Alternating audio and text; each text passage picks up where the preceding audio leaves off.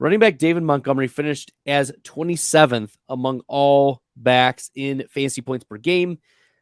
One of the things that we need to note about David Montgomery is that he was involved a lot more in the passing game. He was eighth. He ran the eighth most routes among running backs.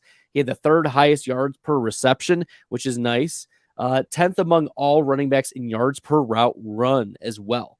So not something that we had really seen from David Montgomery in previous seasons, but it was nice now that he's going into free agency. Teams have now been able to see David Montgomery being a little more useful in the passing game. Before, it was same old, but it's really nice to have seen that type of progression going into free agency, building up the market for David Montgomery.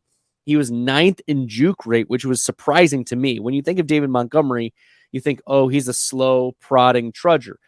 He actually was trying to make people miss. He was 8th in evaded tackles this year, but that really didn't translate into a lot of breakaway runs. He was 53rd in breakaway run rate.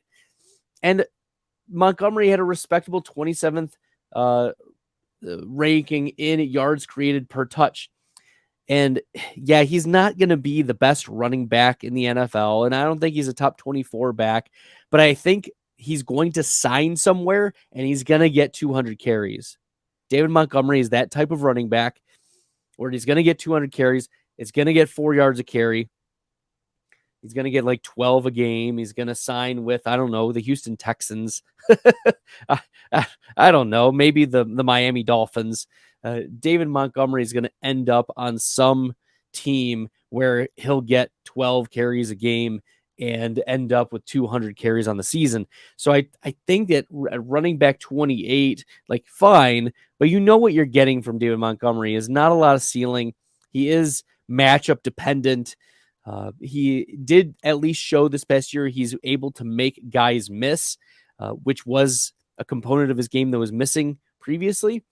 So he's a name worth monitoring. I'm not going out of I don't have a lot of excitement about David Montgomery, but I don't think we should write him off as just a zero for this offseason.